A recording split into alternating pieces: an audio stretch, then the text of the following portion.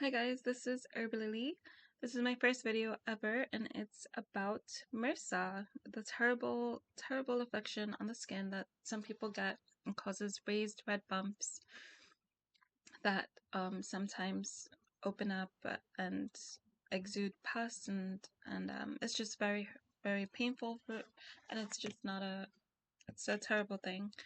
Um, so my friend had MRSA. We worked on several different herbal remedies, and I'm just going to give you guys some of the things that worked for them and what helped to eradicate it. And I'm hoping that whatever it is that I provide here helps to eradicate it for you, because I have not found or seen anyone else use any of these remedies together and actually talk about it on YouTube, anywhere.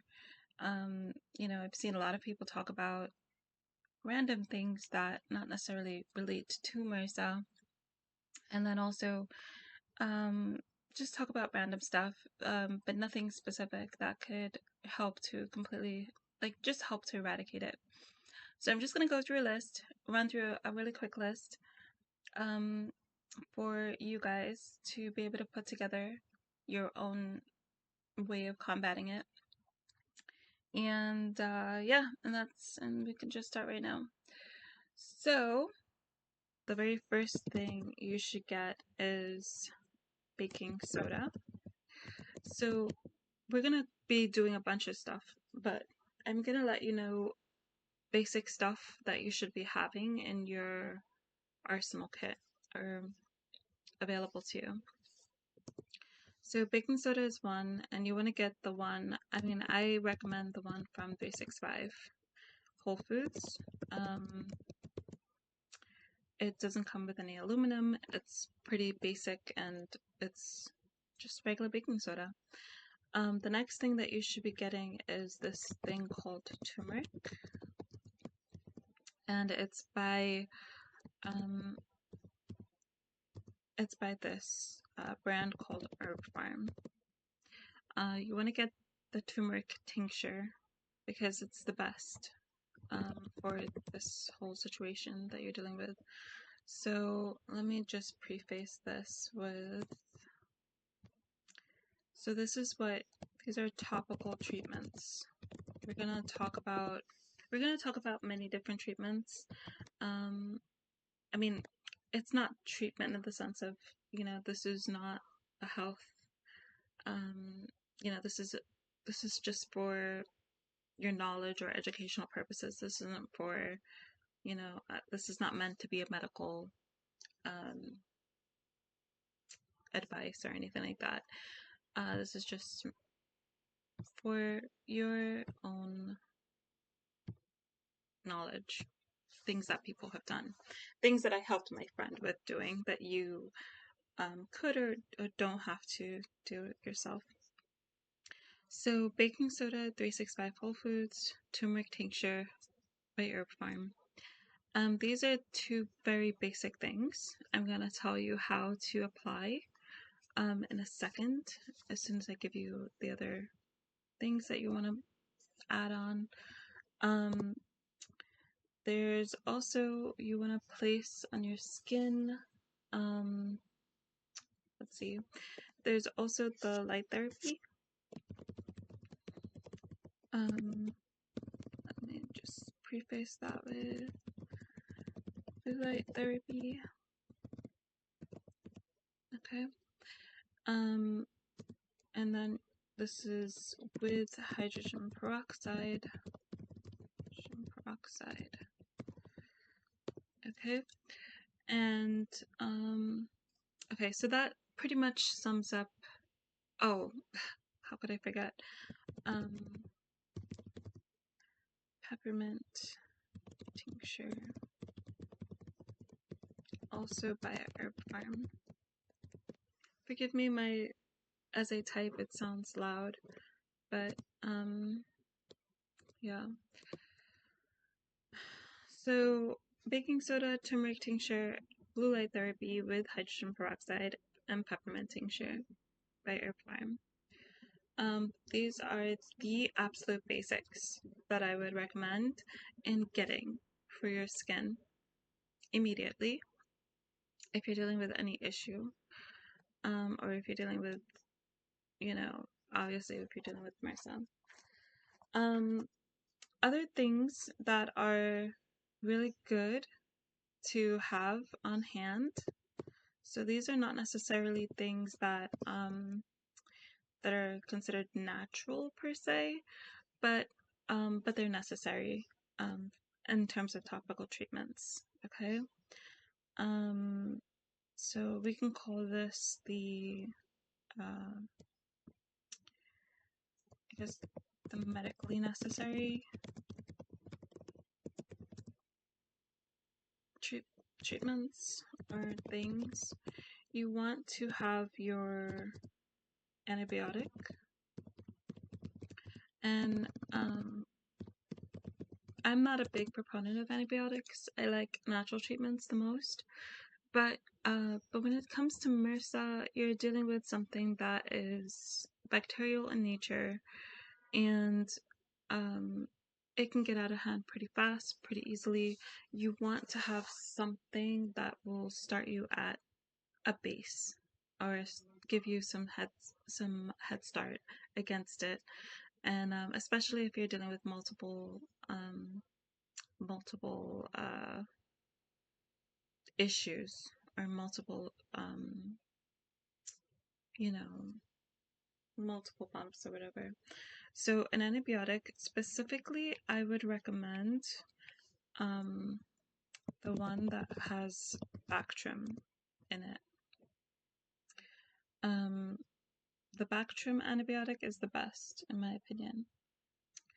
So there's others like minocycline and vancomycin, clindamycin, rifampin, uh, ceftriaxone. Just make sure that the ones that you are being given or that you are being recommended is not from the penicillin group, just because typically penicillin doesn't really help. I mean, if you tested the bump and you've gotten a test against various other antibiotics, you can also do that. Ask your doctor to take a swab of the pus or whatever it is that's seeping out of the wound, and they can test it against various antibiotics and tell you which one is the most effective.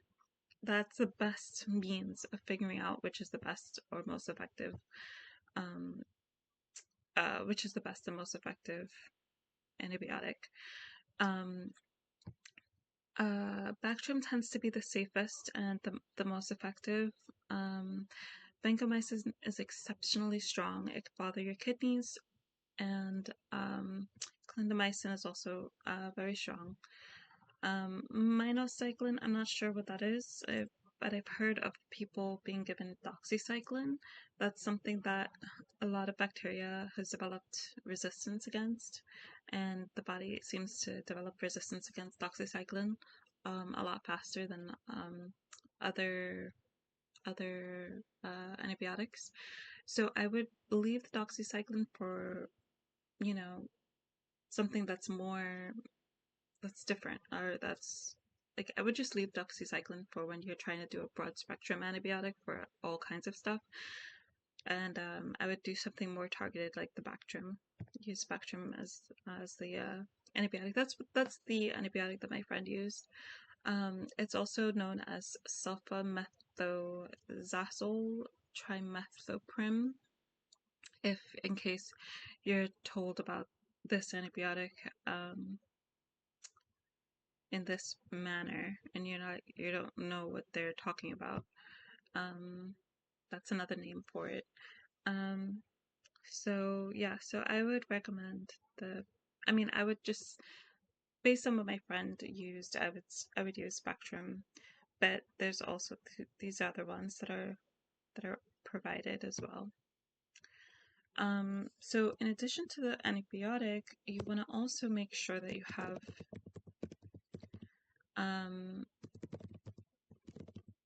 this. And this is technically something that's available over the counter, but I would ask my doctor or ask the doctor to provide it to you as a prescription. There shouldn't be much of a difference, but I just find that the prescription ones are have just a better efficacy than the ones that are over the counter. I don't know why, but when it's prescription, it's much better.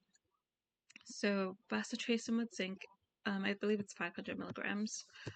The 500 milligram bottle or the 500 milligram tube is the best one, and you want to take that and place it on the once anything has been ruptured, or once there's been any kind of rupture, you want to place the bacitracin on it. You know, you just want to place the bacitracin on it to cover it up and help with healing from it. These two things, this will help to diminish or reduce the amount of wound, or reduce the number of those bumps that are happening, but it may not necessarily help reduce it entirely. It's nice if it does, but it may not necessarily help reduce it entirely until you've done other things, or until you've also incorporated other things into your internal treatment. Internal treatment is very important to this whole process, in addition to the antibiotic. Because you're taking an antibiotic, you want to make sure that you're getting a replenishing of good bacteria in your body. And this is essential to being able to build up a resistance and being able to combat this MRSA. So one of the pivotal bacteria. So now we're going to go into internal treatments, or internal remedies, I guess you could say. This is probably better. So let's just, so there's going to be a host of things that you're going to want to do internally, okay? And we're going to go through each of these after I'm done writing them out for you guys. These are the most effective, that I find to be the most effective. So we're going to go into everything in a minute. So internal remedies. Oops, this is too big. Lemon. Let's just copy and paste. Okay. Oops. Okay. So internal remedies. So the number one thing that you're going to want to do internally, if you're taking an antibiotic at the time, you're going to want to replenish your good bacteria. And not just replenishing your good bacteria in the sense of, I'm just going to take a random probiotic or eat yogurt. No. This is something that needs to be targeted, and it needs to be very effective, because again, this is usually with MRSA, it's not funny, it's not a good, like, it's terrible. So one of the things that you want to do is you want to take something that is in the same category as your external treatments, and that is bacitracin. Bacitracin is excellent in terms of topical. And where does bacitracin come from? So where is Bacillus subtilis naturally found? It's found naturally in the soil. So if you're eating a lot of good vegetables and different things, you're probably going to get some of this Bacillus subtilis inside. Now, that's great and dandy, but you need something that's like massive, or that's a little bit more targeted. in terms of getting your Bacillus subtilis. So, but I'm just trying to give you an idea as to what kind of bacteria that you want to get into your system that helps to eliminate MRSA. So eating it or eating natural forms of it is very, very good. So one of the things that is very high in Bacillus subtilis is this thing called nattokinase. So they call nattokinase a proteolytic enzyme for heart health, biofilms, and more. This is a great picture of it. You see how it looks sticky and it looks almost like candy, like the way caramel candy would look. If with nuts, if this was actually what that was, but the consistency, it tastes like beans, or it's softish like beans, a little bit like a lentil, I guess you would say, is the best type of way to describe the consistency. The smell is terrible. The taste is terrible. Just I cannot tell you how much I do not like the way this tastes, but it's excellent for you.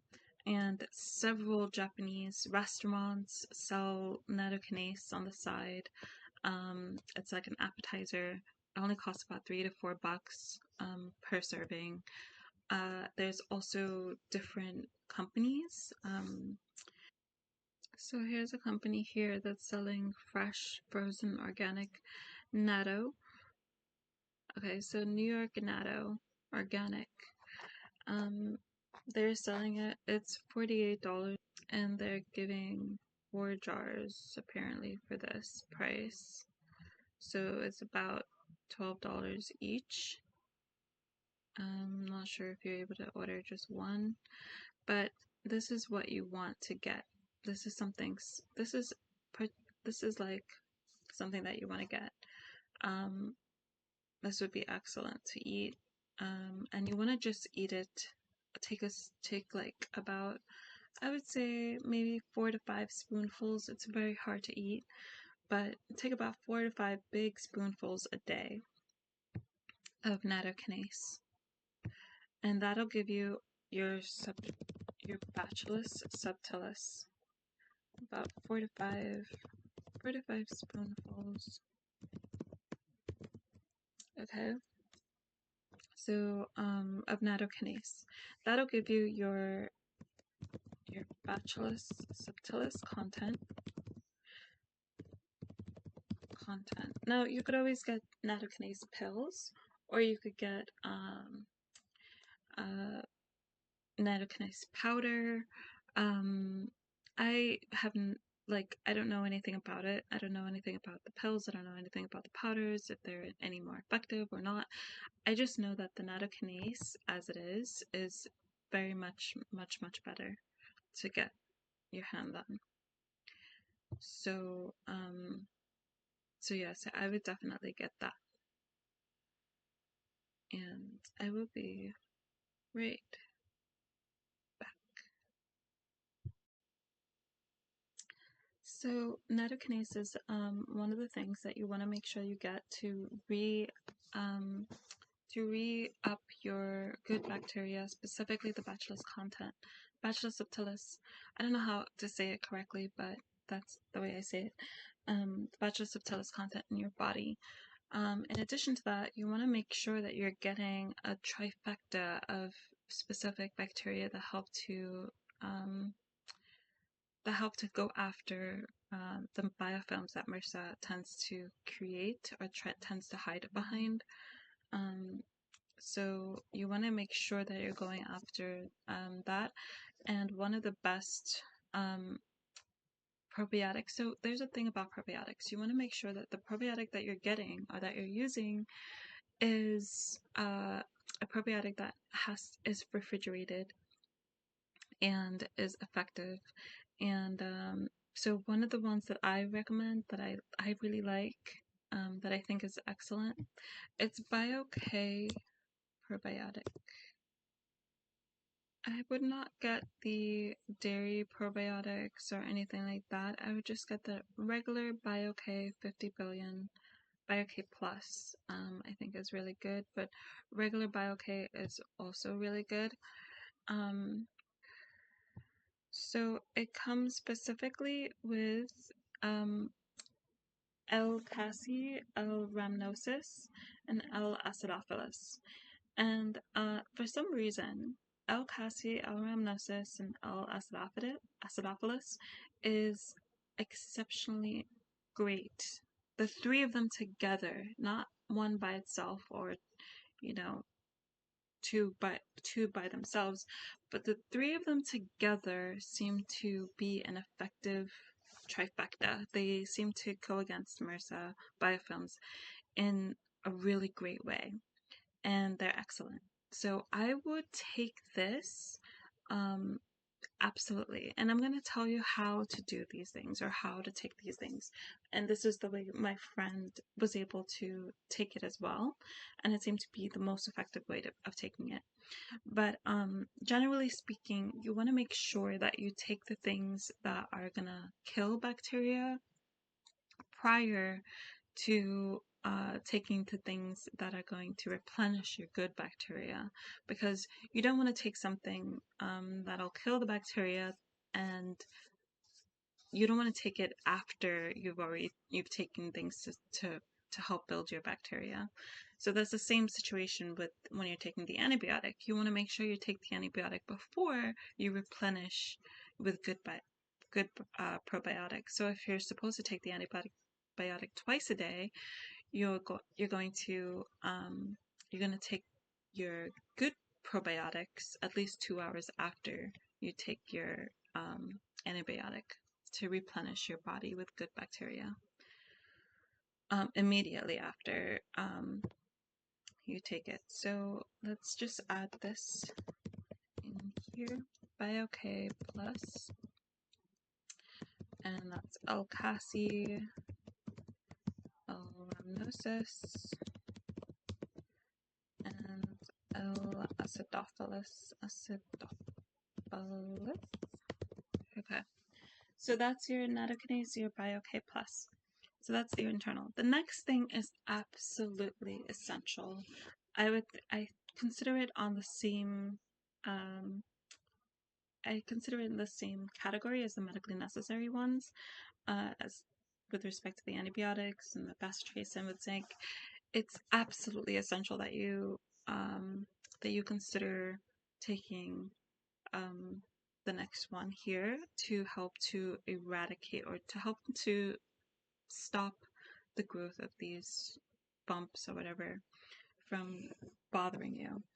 And this is basically Triphala powder. Triphala powder, amazing. There's a specific Triphala powder that I really like. And so this is the site, dualsnatural.com, and this is the Triphala powder that they sell. All you need is a teaspoon of Triphala powder once a day. It might give you the runs at first when you first start taking it. Eventually your body gets used to it. You take it just once a day, every day, for about 2 weeks on, and then 1 week off. And this is the way it looks. You can purchase it online here, and I'll just copy this link where you can get it. And this is one of the most important things that I would say in combating MRSA. It has a specific ingredient called haritaki. I don't know if it's here. They describe it here.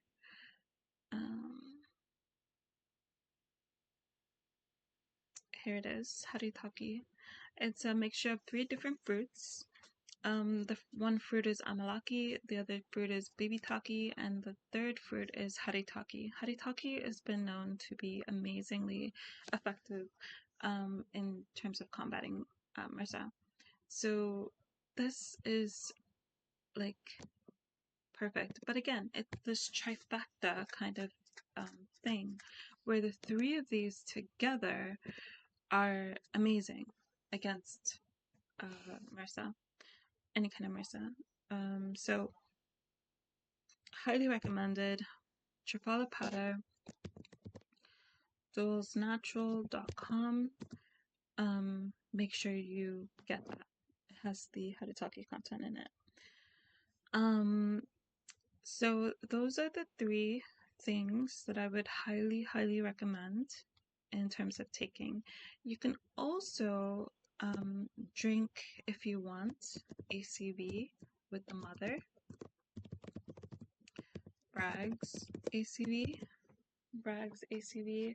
I'll show you a picture of what it looks like. Okay, I guess that's a bigger picture, but you get the picture. It's apple cider vinegar with the mother, organic, excellent for you. You can drink that as well. You only need about 2 tablespoons and a half cup of water to drink it. It's generally very good, so I would highly recommend it as well. It's nice to drink and it's really good for you.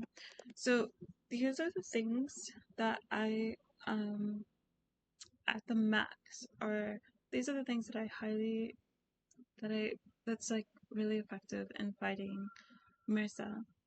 So let's get back to how you take these things or how you approach this stuff. Now there's other things as well that are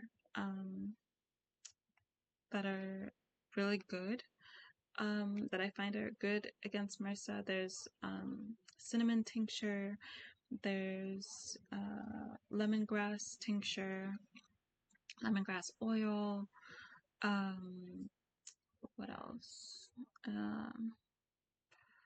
There's certain soaps that you want to make sure you use. Okay, so we're also going to get into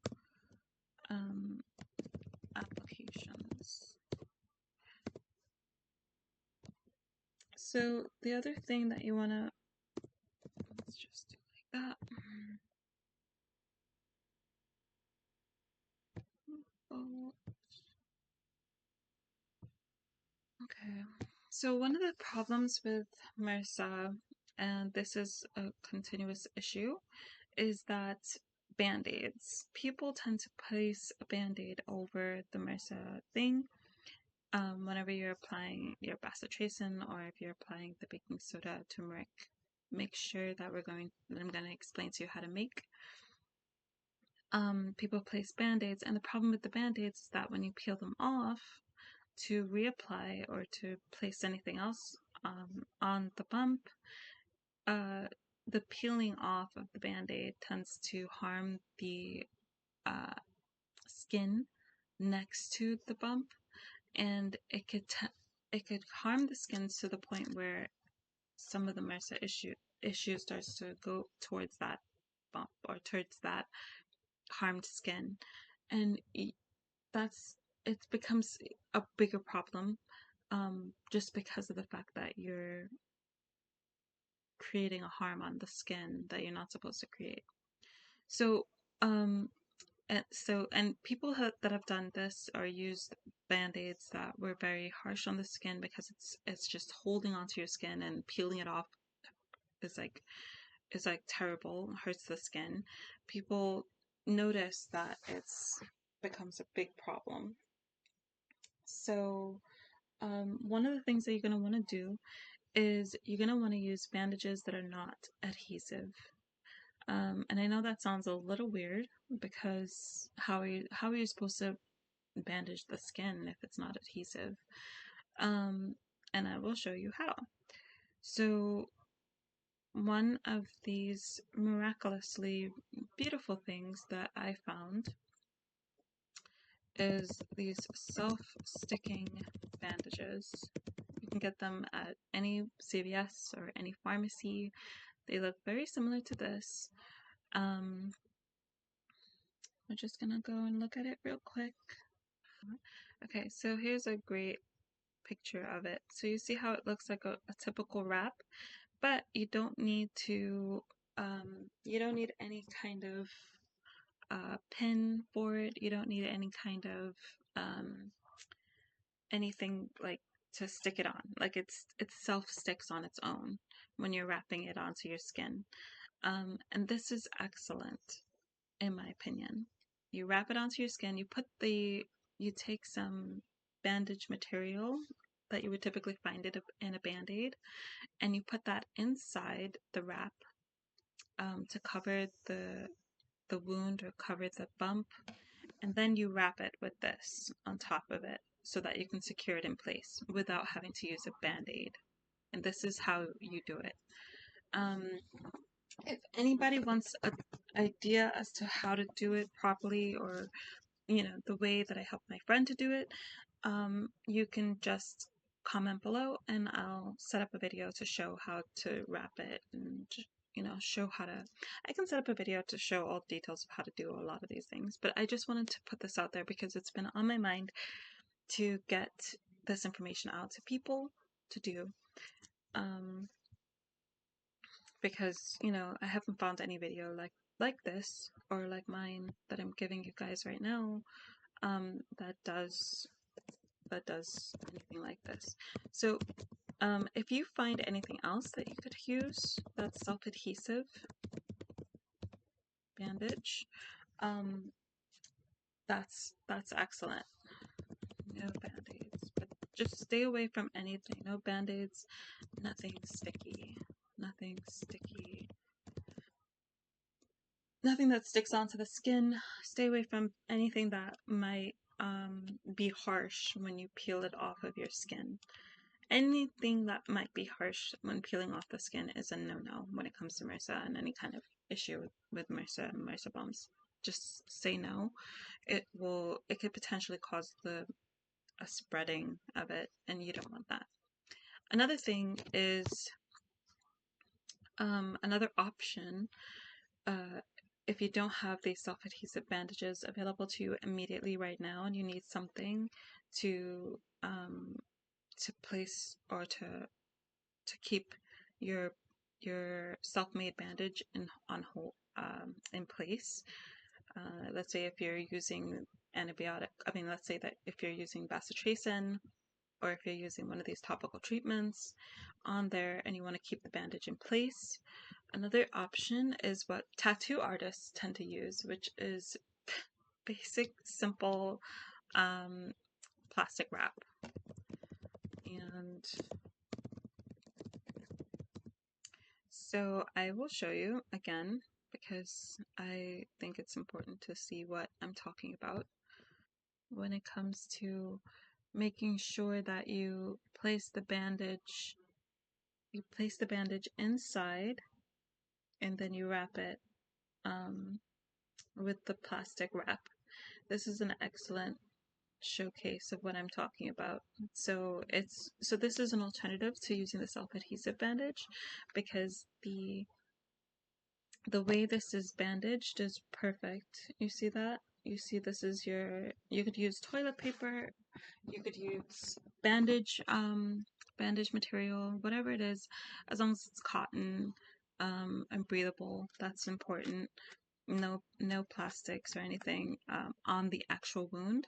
But then once you've covered the wound with whatever it is that you needed and whatever treatment material that you need inside it, then you can wrap it around with the plastic with no problem, or it shouldn't be a problem, and it'll stay without causing harm to any of the skin nearby. You could do this too wherever you have an issue with this situation, with this MRSA bumps, and that would help. So you can use plastic wrap as another thing to secure your bandages in place. Another thing that you should know is not to shower, or not necessarily not to shower, but you don't want to place water that's going to stream in other directions on your body wherever the wound is, because it could cause a spread. So no water on the area, or no showering. Let's just say no showering. Or you don't want to necessarily shower during during the time that you're dealing with this situation. Or not that you don't want to shower, everyone should shower, but you don't want to get water onto the area where it spreads and onto other sections of your body. So you want to close off the wounded area from showers, from the shower, I guess you could say.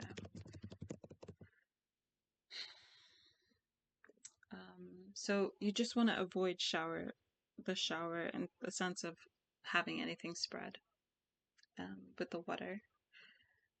Don't want to spread it anywhere or anything like that. You want to make sure that it's fully healed before you can go ahead and shower or touch the area. And you want to make sure that you localize it so you don't use the same you don't use any of the same applicators on it twice. You don't use any of the same towels on the area twice. You don't use any of the same clothing. Any kind of clothing that touches the wound is only used once at max and then thrown out. So you want to wear some disposable clothing or disposable whatever it is that you're placing around the wound or placing around the bump. You want to make it disposable so that you're not using it any more than once.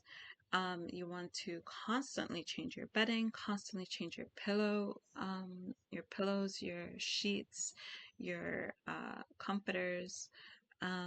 If you have any rugs, you want to make sure that you're cleaning your rug with borax. This is another external thing to do to, I guess we could place this as an environmental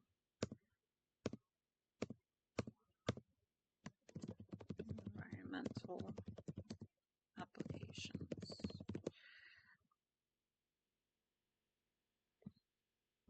Okay, so let's make this another section. So I'm just giving you guys the whole lowdown of what exactly you need to do. So you want to wash all clothes, bedding, with a mixture of Clorox bleach and borax. Borax is excellent against MRSA in terms of washing and cleaning off things. Clorox bleach will kill MRSA instantly. So you want to make sure that you're washing everything down that you come into contact with. Even your curtain that you use in the shower, you want to make sure that you're washing it down with bleach. You want to wash down your walls in the shower with bleach. You want to wash down you want to make sure that you're washing all your clothing, your bedding, anything that you have. You want to make sure you're washing it with Clorox bleach and borax. And you want to also ensure that that you're that when you're washing these things down, that you're only washing it because you need it. If you can, or if it's possible, it's better to just dispose of it, to throw it out altogether. If you can buy something new, buy it new. So if it's clothing, especially internal clothing, any kind of internal clothing, you want to make sure that you're just buying it new or wearing something that's disposable that you can throw out the next day. As far as the borax, or what kind of borax I'm talking about, I recommend the 20 Mule Team, this one. This is the best one that I think is excellent for laundry. So we'll just put 20 Mule Team is the one that I think is the best. In addition, you want, if you have rugs, you want to sprinkle borax on your rugs.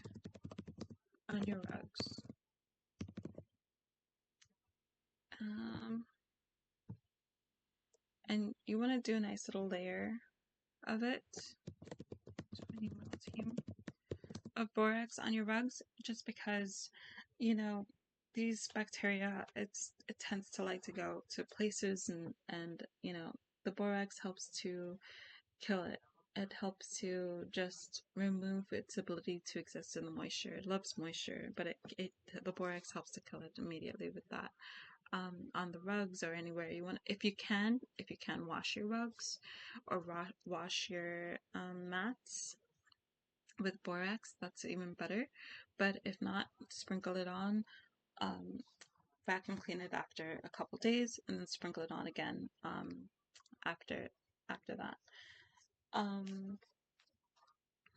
So that's for your rugs. And then for your so this is basically that. So the topical treatments. Now we're going to get back to the topical treatments. So this is a two-part treatment when it comes down to what to put on the actual bump. So what you're going to do is you're going to make a paste of baking soda with a little bit of water. You can use baking soda and hydrogen peroxide, but I think baking soda and water is fine. So what you do is you make a little paste of baking soda and water until it's just pasty. It should not be too watery. You should be able to pick it up with your finger without it dripping. That means that you've made a good paste. If it's dripping, you've put too much water. If it's breaking apart when you pick it up, and that means it's just too dry and you need a little bit more water. So it should be able to be picked up with your finger without it falling apart and without it dripping. And that means that you have a good paste. And it just requires a little bit of water, depending on the amount of baking soda that you're using. But you want to be able to cover the entirety of the wound or the entirety of the bump with the baking soda. We'll call it like it's like a baking soda poultice or a baking soda paste. It's just a paste basically that you're going to cover the bump with. And you're going to make sure you're not going to cover it at this time. You're not going to cover the baking soda. You're not going to cover the wound with any bandages or anything at this point.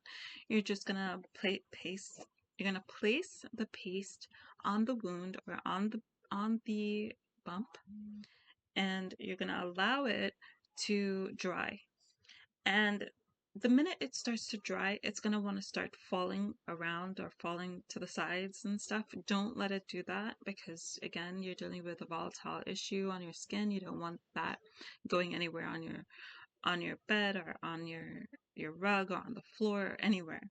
So what you're going to want to do is you're going to want to take a disposable towel, place it under you while this baking soda paste is drying on your skin, wherever it's drying, and you want to be able to make sure that it doesn't fall off for as long as it's on. And the drying period should take anywhere between 5 to 10 minutes. It's not a long time. You'll notice though that when you have the baking soda on the bump, it's going to feel like a relief. You're going to feel some relief, and also you're gonna the itchiness that normally accompanies this MRSA bump is going to go down drastically. That's a good thing. The next thing you're going to do once it dries within 5 to 10 minutes, and as soon as you notice that it's dried, it should form like a hardened little bit of a crust in terms of the just the baking soda paste alone. So once that happens, you're going to take your turmeric now and you're going to drop it onto the baking soda. You're going to drop little drops of turmeric tincture directly onto the baking soda paste on your skin, on the dried baking soda paste on your skin. And again, if anybody wants me to show a demonstration of what I'm talking about or show a video of how to do this, just leave a comment and I will. I'll create a video for it. Right now, I just want to get it out there, how to do it and what to do. So you're going to drop a couple drops of this turmeric tincture directly onto it. It's going to get bright red. It's going to look very either dark red or bright red. But it's going to look red like as though you like a wound. almost. It's gonna look really red, and it's interesting. There's a chemical kind of reaction that takes place where the turmeric that's typically yellow and the baking soda that's white come together in this chemical reaction, and it makes a blood red mixture. Don't be alarmed. It's just the way. It's just the I forgot what it is exactly. I think it's something to do with iron, or something to do with some component of the both of them coming together to create something interesting. Uh but yeah, it's gonna get red, bright red. Don't be alarmed. This is this reaction is actually very important to killing the MRSA on the skin, or inside the skin even as well. So you're going to want to drop it. It's going, if it, depending on how much of a problem you're dealing with, it might sting. Other times, other moments, you're probably going to feel um, very comfort, just a massive feeling of comfort from all of the itching, from all of the discomfort that this thing created. So you're gonna do that, and then now at this point, if you choose to, or if you wanna be able to walk around and do things normally again, you can now cover the area after you've dropped the drops, and you want to make sure that when you drop the turmeric onto the dried paste on your skin, you want to make sure that you've dropped it so that it covers the entirety of the wound, or covers the entirety of the bump, and that it's working, it's doing its job before you decide to place your paste, before you decide to bandage it and cover the area so that you can go about your normal day. So one of the things, so once you've dropped your drops of turmeric, you can cover it with your self-adhesive bandage that we talked about here, or with your plastic wrap.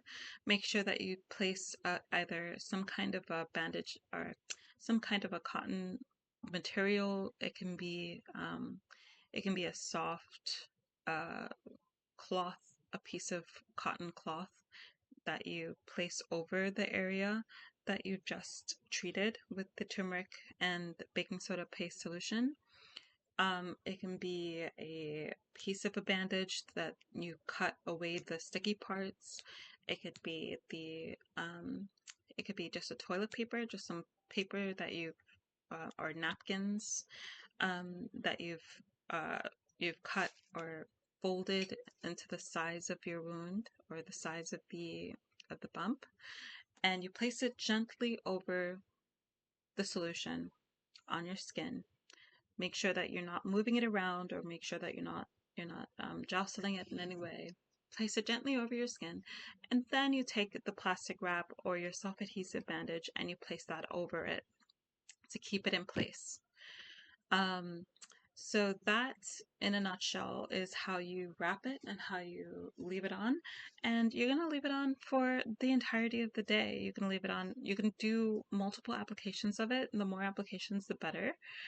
It just is time consuming because, you have to do the steps of making sure you make the paste, you wait for it to dry on your skin. You drop the um, turmeric, you drop the turmeric drops onto that paste, onto that dried paste, and then you have to refold or make your cotton bandage, or cotton your paper covering, and then you place your plastic wrap or your self-adhesive bandage over that. So it's a little bit of a process in each time. If you're doing it often, it can be time consuming, but it's absolutely effective and really good for these areas. Um, so this is for those areas or those bumps that have gotten very hurtful, that have gotten inflamed, or that are seem to be out of hand. This is something that you want to do on it immediately. And what you're depending on how inflamed the bump is, or depending on um, how much, if it's very painful or whatever, you'll probably notice around this time or after a couple applications of this paste, you'll notice that start to project pus. It might start to open and finally remove its contents. And you want to be very, very, very careful during this time because whatever that's coming out is very volatile. It tends to want to spread, and you want to make sure that whatever comes out is completely isolated and there's no spread of it anywhere. No, you want to use gloves. I should add this to the bottom of the environmental application. Use gloves anytime you're touching the wound or the bumps. Do not touch any other part of your body. Do not touch any other environmental thing around you if you've touched the bump or if you've touched the wound in any way during this time. You want to make sure that whatever it is that you're touching is completely sterile, and you want to make sure that you're completely sterile in how you're dealing with this bump, and you're not touching anything else that could potentially spread it to anywhere else. You're trying to contain it, and you're trying to kill it, and you're trying to stop it from growing any further, and just completely eliminate it, eradicate it completely, right?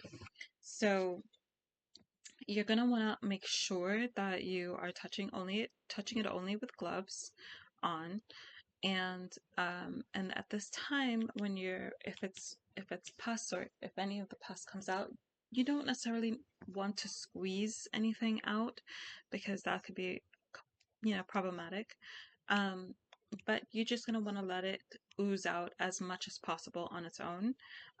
Let it ooze out, just let it ooze, let it kill itself, and then keep on placing your application on it because that means that it's working. Some of the bumps might eventually go down and disappear on its own without it having to ooze out, depending on how early you start this process of putting the application on it. But others of them may ooze out, and you just want to keep on putting your application on it as much as possible. And also, you can also switch, or you can do this alongside placing the bacitracin on these areas as well. Bacitracin is highly effective and really good, but I prefer the baking soda turmeric application more, but I do think that it's good to interchange with it, especially since the baking soda turmeric application can get messy and it'll be hard to wrap everything all the time. Whereas the bacitracin tends to create its own layer on your skin that just sticks onto the skin pretty fast, pretty easily.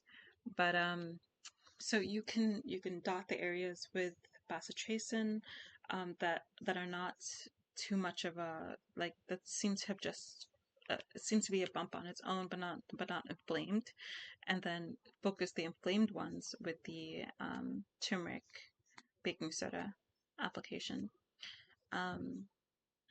Also, and this is very, very important, make sure that after your use of either your gloves or of, let's say that you accidentally touch the wound or touch the bump with your fingers, or anything that you touch that might be contaminated, make sure that you are washing your fingers, specifically your fingernails, inside the fingernails.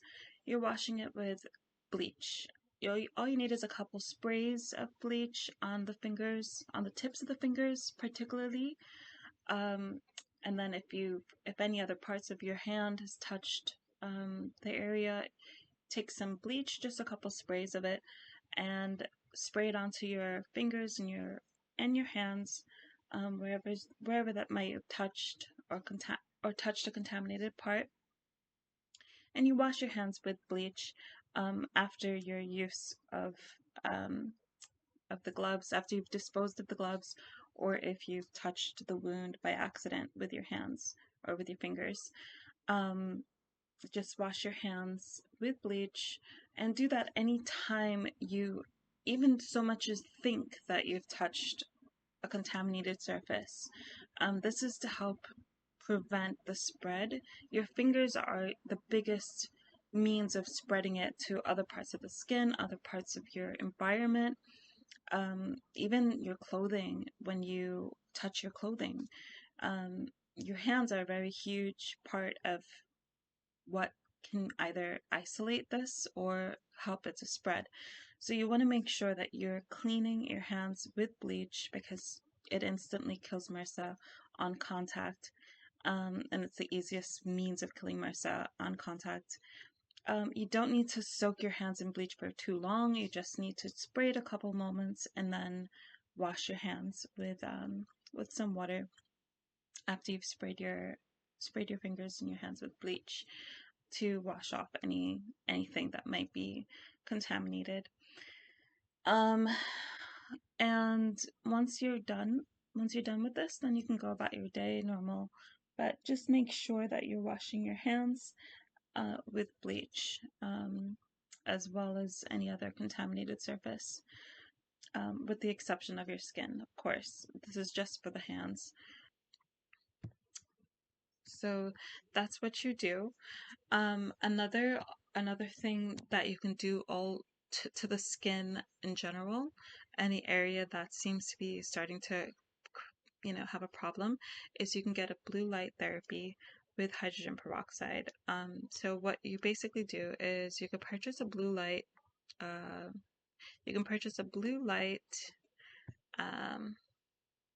Flashlight, and I'll show you in a second one of those blue lights. And you want one that's at least 460 nanometers, I believe it was. 460 nanometers blue light. That is a nice penetration into the skin that you want of the blue light. This is a really nice one. I like the Ultra Fire. It's only 23 bucks. There's some that you can get for, I believe there's some that you can get for $10. But you want to make sure that you're getting one that actually measures out the nanometers, because the penetration, anything less than 460 nanometers is not going to be it's not going to be as effective. Red light therapy is even more effective. It's even more penetrative. So you can use red light in place of blue light, but blue light is the one that was studied. There was a study done by a university where they took blue light, they pulsed the blue light on the skin for about, I believe it was 12 minutes straight, pulsing it. So it was intermittent pulses of blue light every 5 seconds or so, or every half second. I don't remember. I don't recall. And they did that for 12 minutes straight, and then they placed or washed the area with hydrogen peroxide after.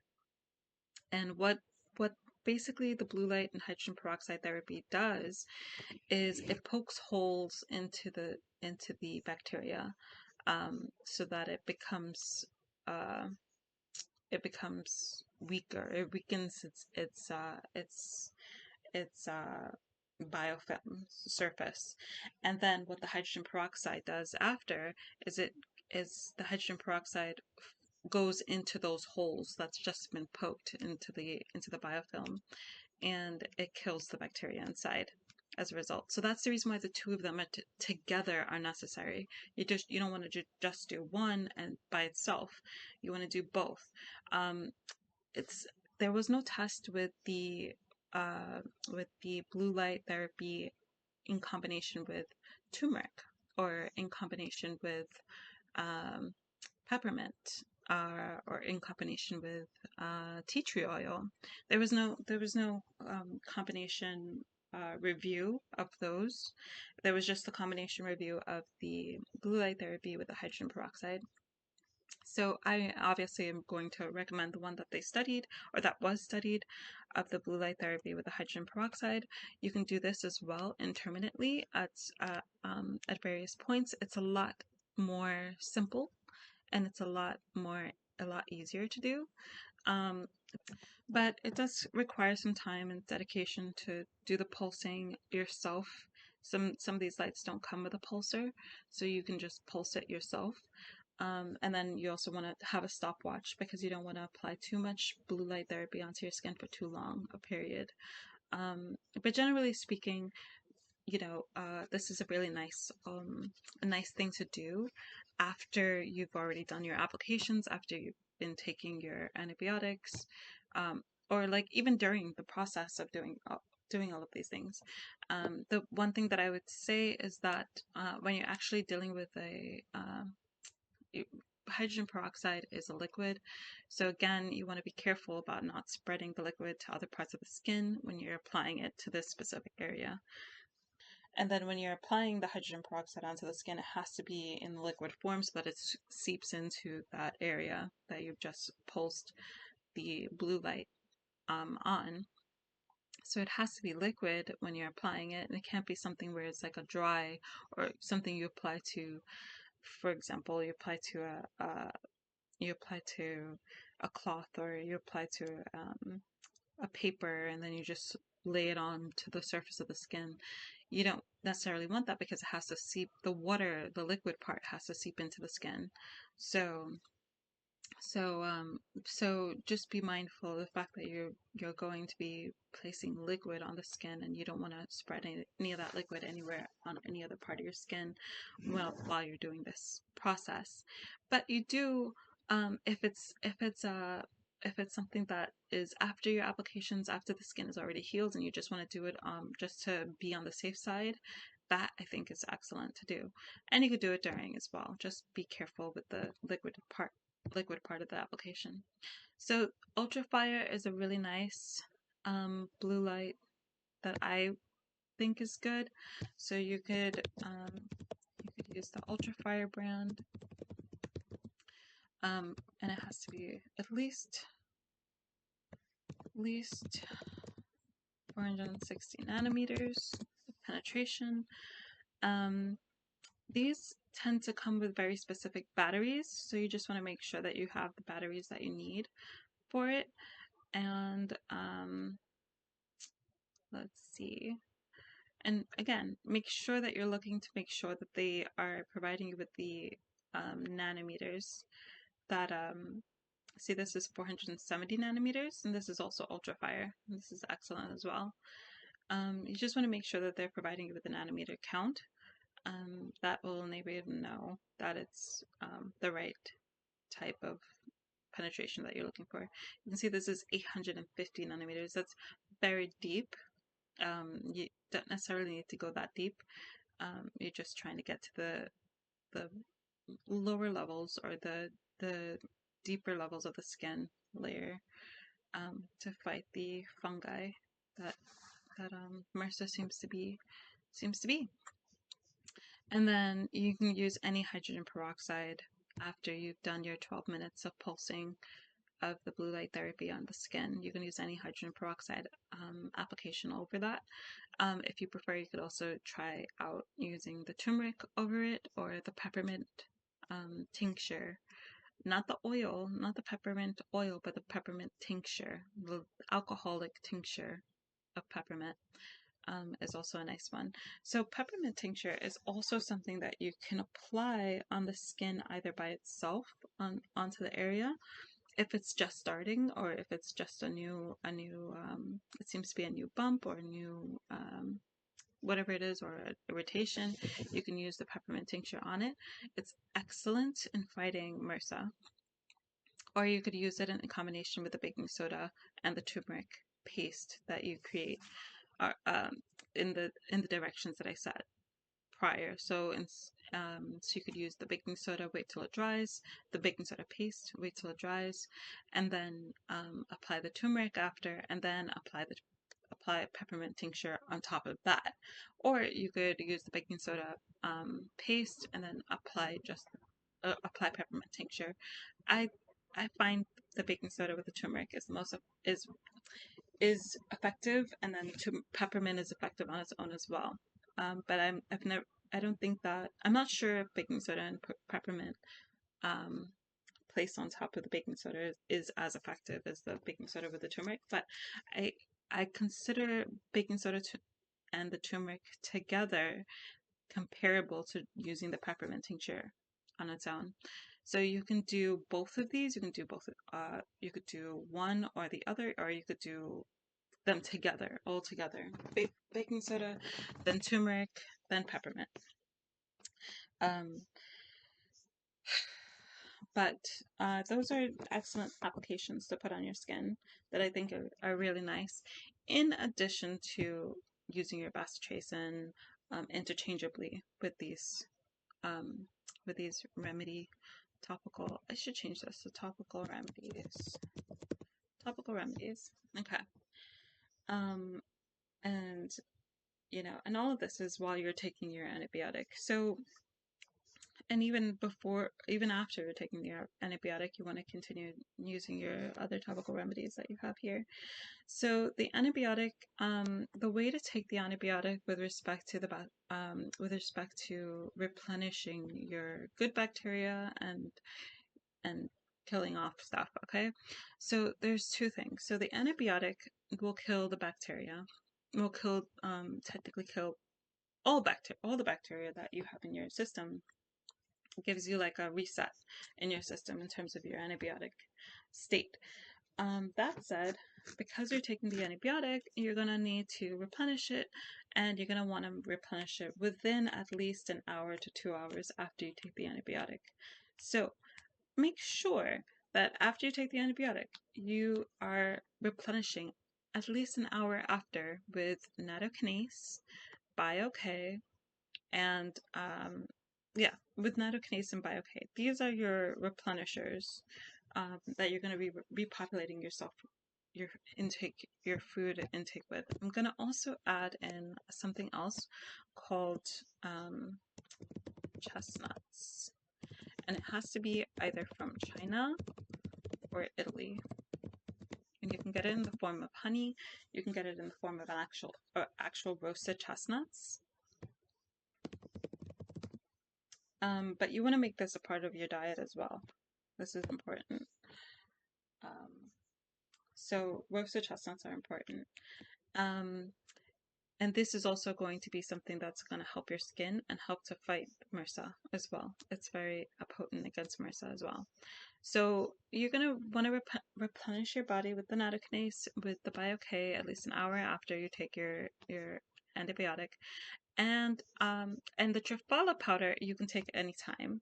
The triphala powder will kill the bacteria associated with the MRSA without harming your good bacteria. So it's like an antibiotic but without the side effects. So you can take the triphala powder at any time, even with taking the BioK or the nattokinase, without harming any of the bacteria here, because you're ultimately going after the MRSA bacteria. It's really excellent against the MRSA bacteria. So that is the gist of it. I will come back to talk about more in regards to what else you're going to want to do to fight off this MRSA. I'll be right back. Hey guys, so I also want to mention another internal remedy that is also nice to take in addition to all of these other remedies that are already mentioned, and that is in addition to the roasted chestnuts, if you don't find roasted chestnuts, you can use Italian chestnut honey as well. Just make sure that it's from either Italy or China. The other remedy that is really, really good to take, that you'll notice an immediate response of your body responding to it, is cooked olive oil and cooked turmeric powder.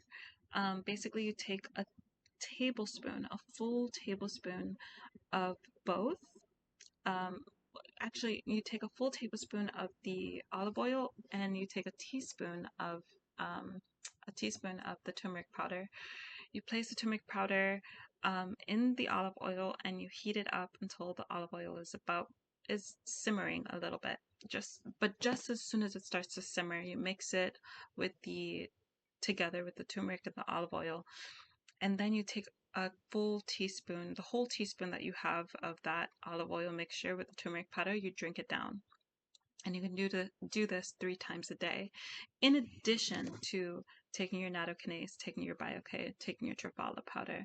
The ACV and the roasted chestnuts you can do periodically as well throughout this time, but I would say that the nattokinase, the BioK, the triphala are the necessity things that you want to have, that you want to be taking internally every single day. And the olive oil and turmeric powder is just going to add to that, the benefit. You could also add a sprinkle, like about I would say probably maybe like a quarter of a teaspoon of baking soda into that olive oil and turmeric mixture, if you want to be similar to your baking soda turmeric paste that you create. Even though the turmeric tincture, this has to be a turmeric tincture. This cannot be turmeric powder when you're making your paste. Just remember that. When you're making your baking soda with your water paste, that's baking soda and water to make the paste. But the turmeric tincture that you drop on top of that has to be the turmeric tincture. It cannot be the turmeric powder, because the turmeric powder is not disinfected, it's not sterile. The turmeric tincture is alcohol based, and that makes it that's sterile. So you just want to make sure that you're using the baking soda with the turmeric tincture here. But when it comes to the internal food that you can eat, you can make the olive oil and turmeric powder. And this is the powder that you typically have in when you're going to the store and you're buying turmeric spice. You can use the turmeric spice powder and mix it. I'll specify spice powder and mix it with the olive oil. So a tablespoon of olive oil with a teaspoon of turmeric spice powder. You mix that, simmer it, you make sure that it's cooked. It has to be cooked. You can also add a little bit of black pepper, just like a sprig or a sprinkle of black pepper to that mixture. And you could also add a quarter teaspoon of baking soda. It doesn't necessarily need to be the case. You don't necessarily need to provide a quarter teaspoon of the baking soda. You can go without the baking soda, but ultimately you want to make sure that you have the olive oil with the turmeric spice powder, the sprinkle of black pepper, and you drink that down as a 1 big tablespoon, massive tablespoon, a nice sized portion of tablespoon of these two together, 3 times a day, at least 3 times a day, morning, noon, night. There you go. You know. Some honorable mentions that I want to mention that you can add to your diet in general. You want to make sure you stay away from dairy. Dairy in general is not going to be your friend during this time, especially not anything to do with ice cream or cream of any kind. Um, you just want to stay away from dairy in general during this period. It's not that it's going to be anything too worse or too better, but dairy generally tends to increase the inflammatory cytokines in the body. So you don't necessarily want to to be eating a bunch of dairy at this time.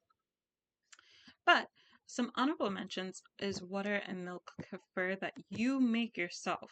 I don't have any sort of recommendation for any type of kefir on hand. If you know of one that has been really nice on your system that you noticed helped you during this period in addition to the above, feel free to comment that down below for anybody else that might be able to use it, or if you want to recommend it to me, I could try it out and check it out and see if it's nice on the system for myself or for anyone that I know, and then I can go ahead and recommend it as well. But right as far as I know, this is what helped my friend, and we did not go and use the water or milk kefir, but I've heard a lot of people say that it's excellent and it's really good for your body in general. And I would recommend making your own water or milk fur. There's a couple sites that have organic kefir starter, the starter kit. You have to look those up and research that. I don't necessarily have one offhand. There is one that I remember using a long time ago that I ordered from, but I never actually made it, so I can't speak to it. But if you want to, you could try it. The water and milk liver, it's basically you repopulating your gut with a bunch of good bacteria. That's all that water and milk liver is basically doing. It's almost, in my opinion, it's the closest that you'll get to what you probably would have had in terms of enzymes and good bacteria when you were a baby and you were drinking your mother's milk.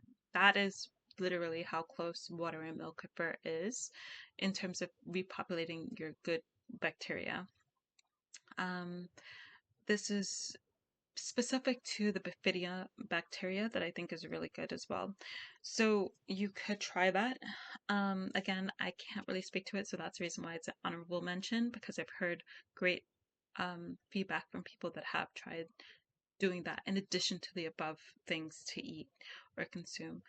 Moringa is another one. Moringa is excellent. Superfood, Sunbelt or Sun Foods, I believe it is. That's a good brand. But moringa in general is just excellent. There's so many different brands. Make sure you get the organic moringa. It's really good. Black seed oil is another one. You have to research the brand. I like El Capitan. The brand that I usually like is called El Capitan, but there's many different brands out there. You'll just have to research and see which is the brand that you think is the most trustworthy and the best to get.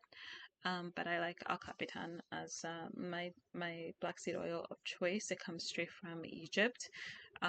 There's a couple Jordanian ones and a couple ones that other ones that are made in Egypt as well. But El Capitan seems to be a really good choice in my opinion. If you know of any ones, then feel free to comment in the comments below. Chlorella. Chlorella is also another excellent honorable mention here because we didn't necessarily use it.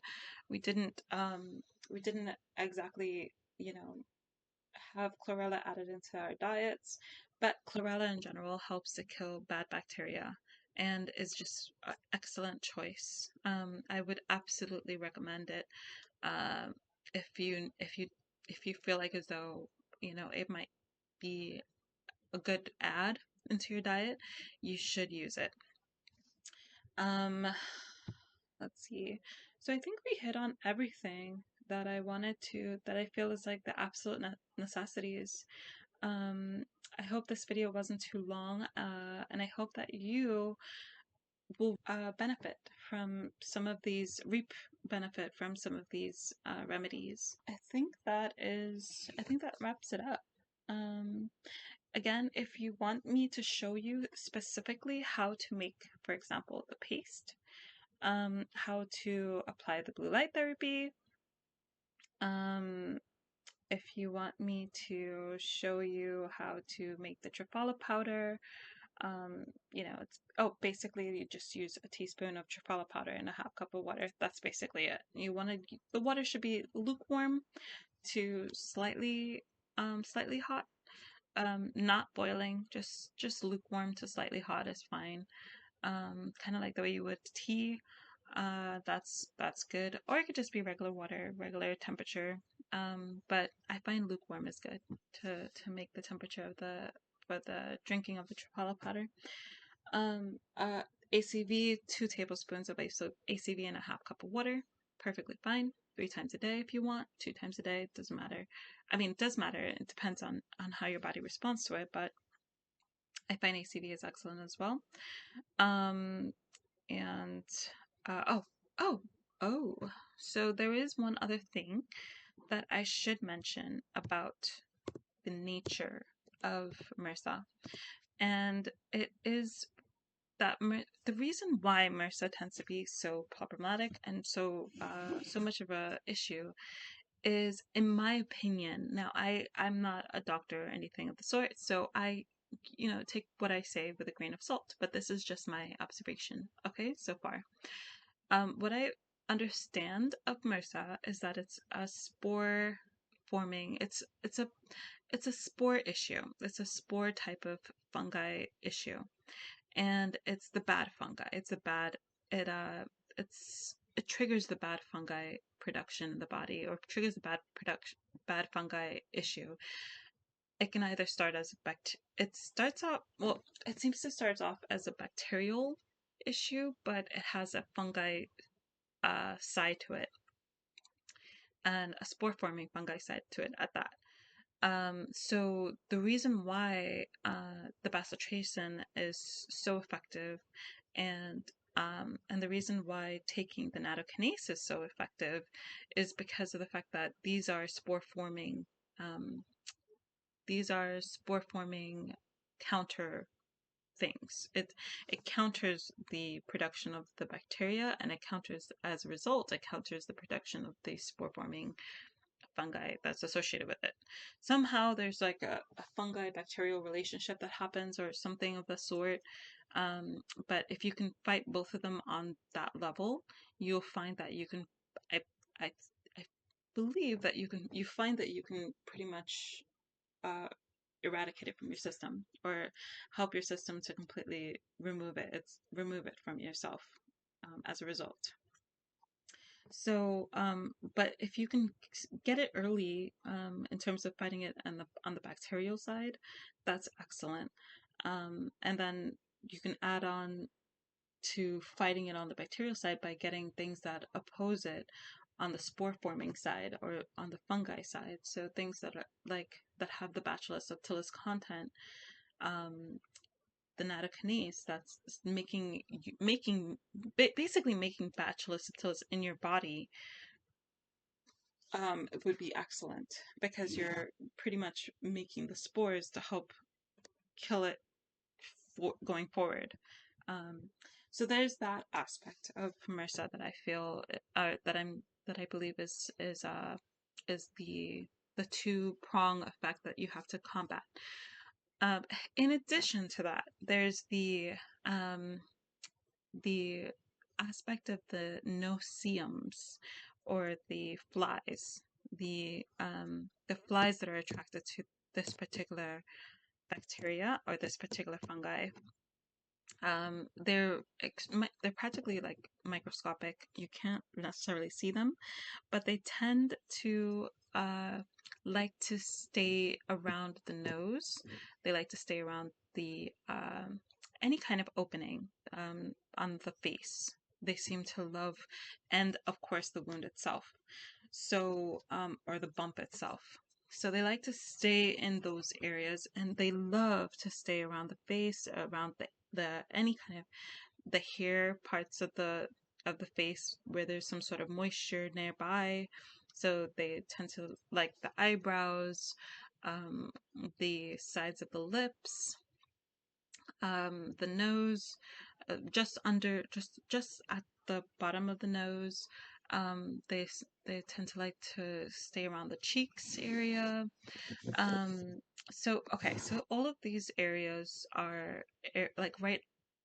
All of these areas are where these flies or whatever tend to like to populate, and they seem to work together in helping to generate the bacteria that's associated with the MRSA. Okay, so it's like a three-pronged thing. You have the fungi aspect, you have the bacterial aspect, and then you have this noceum fly aspect.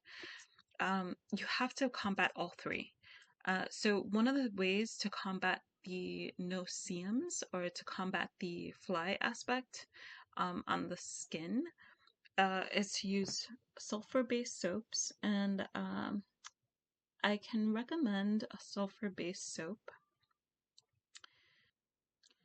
And this is just to wash your skin, wash your face, wash your body with once everything is healed. Remember, you don't want to wash the wound or the bump during the time that it's active, but once everything is gone, you can go ahead and wash the skin area with this, or you can wash it after. I mean, you can wash it during as well, but you just want to make sure that you're washing it in isolation of any other part of your body.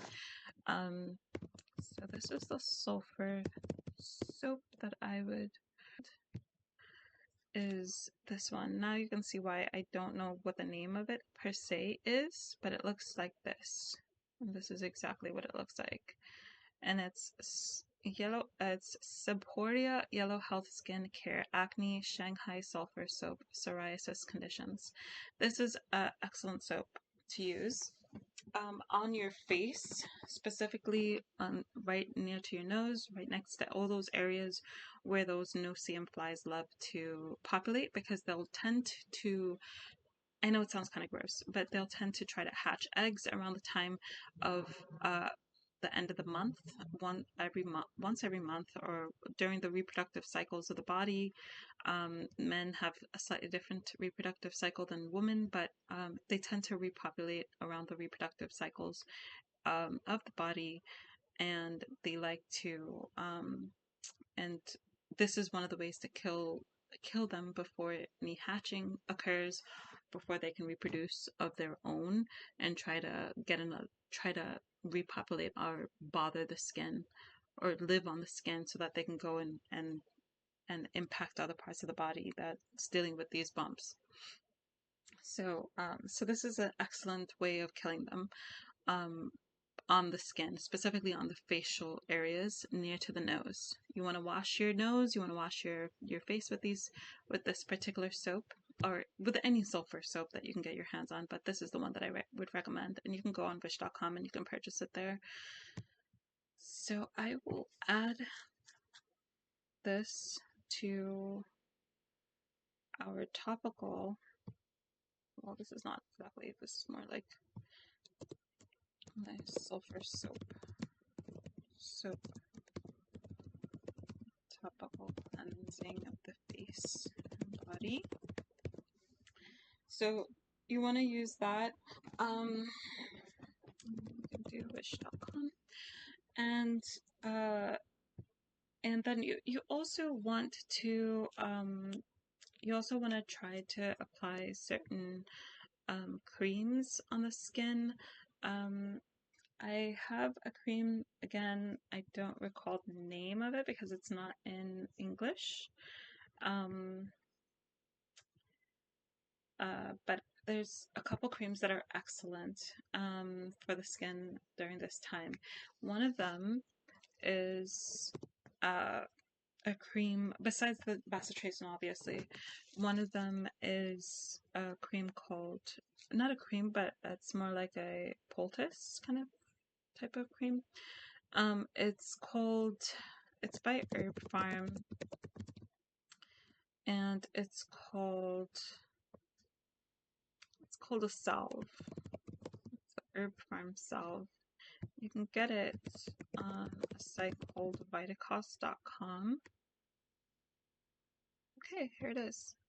It's the original salve. I think this is excellent. It comes with camphor.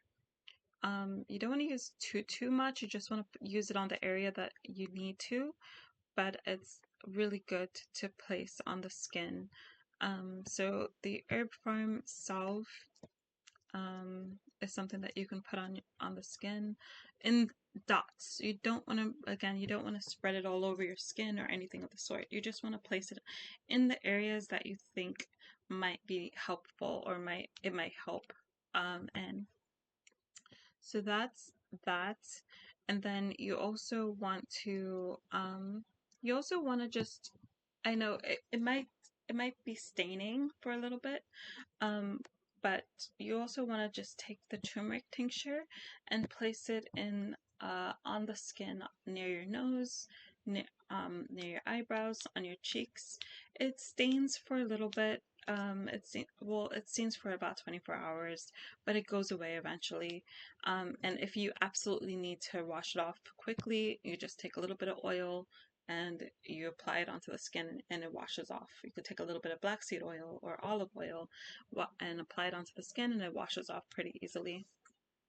But the turmeric on the face, facial application, I would say is, let's just make this facial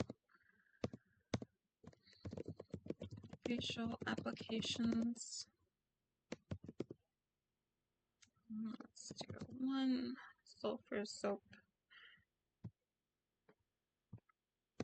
2 herb farm salve, and there's a third one, that's a cream that I got from here. You can see over 195 people have purchased it, and it has a really high rating because it's really excellent. It's psoriasis eczema cream, but it's really good, and I would recommend it. So I'm just going to add this cream, just add the site to here. So you could get that cream as well, put it on your skin, or you could make like a sort of a cream with a little bit of the bacitracin and some turmeric, and apply it onto your skin as well. Apply it onto your nose area. You want to maybe take a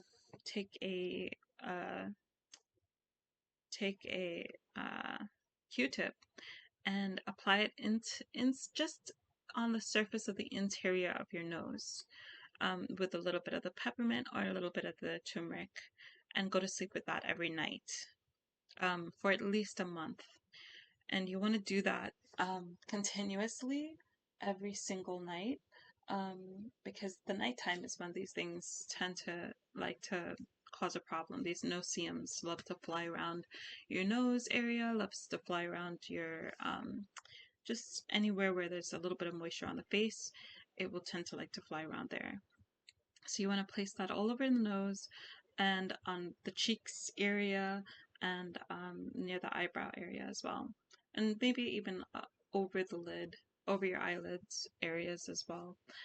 Just the cream part of it, where nothing that touches the eye directly, or nothing that touches anything interior that could be tasted or anything of that sort. Another facial application that you can use is neem. I like neem powder over the neem oil. I don't know, a lot of people seem to have benefit of the neem oil, but I find the neem oil is a little too strong, especially if it's 100% neem oil, but you can potentially use it. But I think neem powder on the face is also excellent. I just like it. It seems to be a nice option. So you can take neem powder. You can get a reputable brand. You'll have to do some research, figure out which neem powder is good. But you could place that as a mask all over the face or in specific parts of the face. And then you can go to sleep with it overnight, or you could wash it off within 15 minutes of application. Another thing that I really, really love and I recommend is uh, is a black tea mask on the skin, on the face at night. You can go to sleep with it as well, or you can wash it off after 15 minutes. It's this one, Weston Month. The Weston Month is really nice. I really like it. I recommend it.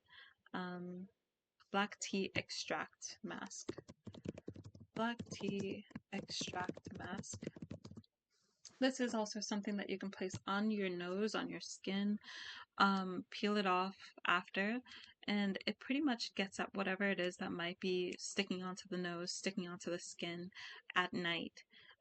It's really good if you feel like there's any kind of anything crawling on the skin or bothering your skin or anything of the sort. Leave this specifically to your nose or to your face. I wouldn't necessarily place this on a bump or on the wound, because you know, you don't want to tamper with the skin too much, and this does pull away at blackheads and you know, hair that's on the skin. So you don't want to pull at these things or make holes on your skin or anything of the sort. I mean, not that it would make holes, but it's just better to use on the face, because you're getting rid of the flies. This is just purely to get rid of the flies. I would use the this on the face, or just in general areas. The black tea is also very effective against MRSA, and you might want to also incorporate it into your diet. Drinking black tea, drinking peppermint tea, drinking chamomile tea. All of these are, I'll just add them to the list of internal things to drink.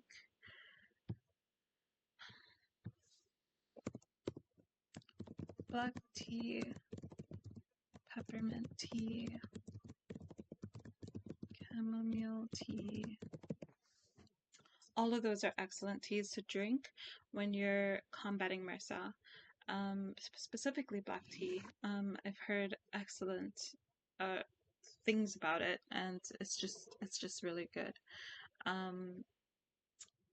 The neem powder can also be taken internally as a capsule, but you just have to be careful about neem because it does have a effect on the fertility. It has an effect on the fertility parts of the body. I'm not exactly certain what the effect is, or what exactly is involved in that, but just be aware that if you're going to be taking neem powder as a capsule, it does have a kind of contraceptive kind of effect that is, a very long period of time. So it can reduce sperm counts for a period of time. It reduces the ability to reproduce for a specific period of time. If you're taking it internally, it doesn't last long. It's not the kind of thing where it's like, a permanent thing or anything like that. A lot of people take neem powder perfectly fine as a capsule, with no side effects, no issues. But and it's naturally occurring and it's a plant, but there's nothing wrong with it. But it's just that it does have this contraceptive type effect. So just be aware of that if you're wanting to take the neem powder internally. But the neem in general is very effective against MRSA. So you want, it's very nice to put on the skin, and it's nice to make a powder or a mask out of it. On the skin or on areas where there is residual or fear of any sort of return of any of these bumps. You can always make up a type of paste out of the neem powder and place it on your skin as well, in the various areas that you want. And then the black tea mask, specifically for the face, is excellent to remove anything that might be causing these no-see-um type flies that are associated with the MRSA as well, or any kind of crawling feeling that you might feel on your skin. This is excellent. Another thing I forgot to mention is tea tree oil and garlic tincture. The two of those seem to be a really nice mixture, or a really nice application on the face. If there's anything going on to get rid of the no-see-ums, if there seems to be anything that doesn't look right on the skin, you could dab some tea tree oil directly on it. You don't need to dilute the tea tree oil. It's pretty it's depending on which one you get. I like the desert essence. I don't need to dilute it when I put it on my skin. You just basically take a cotton swab, or you take a little bit of some napkins, and you drop a couple drops of the tea tree oil on the napkin, and you dab it on your skin. And if you notice that the places where you have an irritation, if you notice that it stings a little bit, don't be alarmed. That's okay. Stinging is good. It means that it's treating the area, kind of like the way salt or alcohol stings a wound. Or it's basically disinfecting the area with the tea tree oil. And then you're going to wait a couple minutes for that to essentially dry, or just a couple minutes. And then you're going to apply garlic tincture. You're going to do the exact same thing that you did with the tea tree oil. You're going to drop a couple drops on a napkin or a cotton swab, something additional, separate. And you're going to independently, for each area, place its own cotton swab of garlic tincture a couple drops of it onto the napkin or cotton swab, and dab it on the area that's irritated. Remember never to try to do this on multiple areas with the same cotton swab. You want to make sure that you're doing it each in their own selective independent area, because you don't know which area is dealing with what kind of load of bacteria that is in that specific area that's not being dealt with in the other parts of your face or in the other parts of the irritation. So that's the tea tree oil and garlic tincture. That seems to really work beautifully on the skin. If you want to add a calendula to this, you can do that after, but start with the tea tree oil and the garlic tincture for the specific areas. It seems to really work well against any irritations that is happening as a result of this whole situation, specifically on the face, under the eyebrows, on the cheeks, near the sides of the lips. Those are typically the go-to areas. All right, those are typically the areas that you want to focus on. And then you could add, if you want, you can use rhubarb tincture or calendula tincture as additions after that. But the tea tree oil and the garlic, in the order that I just mentioned, should be sufficient or should be enough. And you don't wash it off or anything. You just basically finish as soon as you're done with the garlic. It might be a little bit sticky on your skin for a little bit. If you keep it on overnight, you'll notice that the stickiness goes away and your skin, the irritation also goes away, hopefully. So another thing that I forgot to mention for facial and body applications is turpentine soap. You can get regular turpentine soap. There's many different brands of it. You'll have to do some research and see which one you think is the best. But turpentine soap is another excellent soap to place to wash your skin and wash your body with. I consider sulfur soap to be more important or greater in terms of priority. But you could always, once you notice that a lot of these irritations and a lot of these bumps are dissipating and going down, you can switch over to using turpentine soap, or you could just swap both of them. One day use turpentine, the other day use sulfur soap. That's fine as well. Turpentine soap is really good though, as well, for the skin and for getting rid of MRSA as well. So, so I think that I pretty much wrapped up everything in a gist. If there's anything at all that you want, that you'd like me to go into specific or details about, do let me know. This is all of the different things that I have helped my friend with dealing with. It does take a considerable amount of time to eradicate it out of the body, eradicate it from the environment, just eradicate it completely.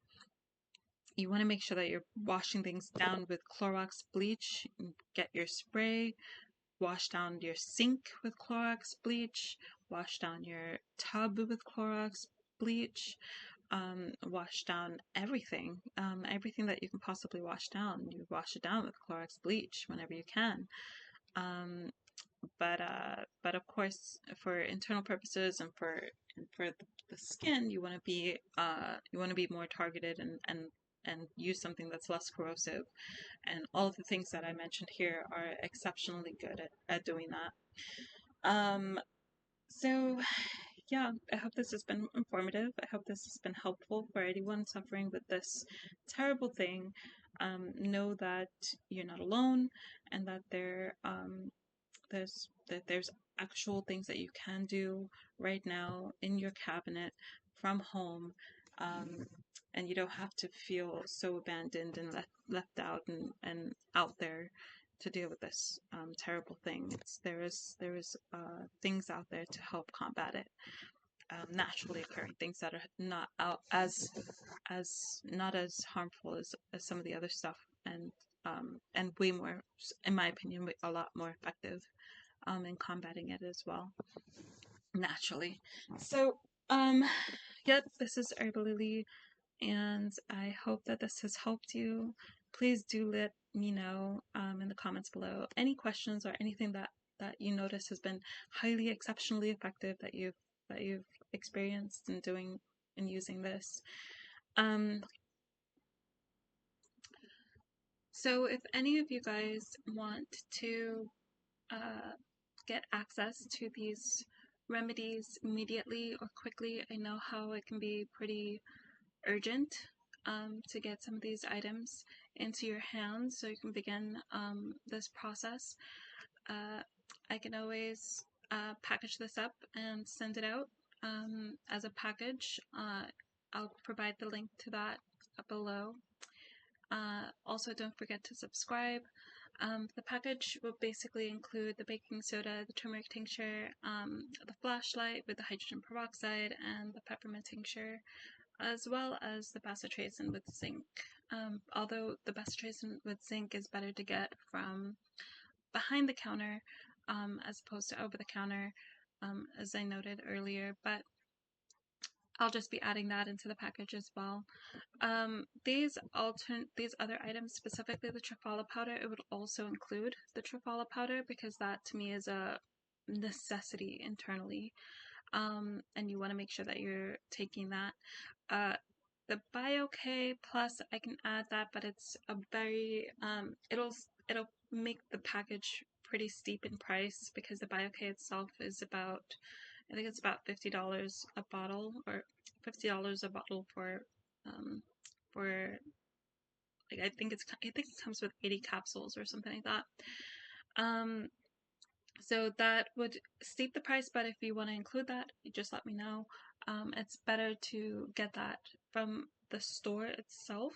You can get BioK Plus from, and I should include that here.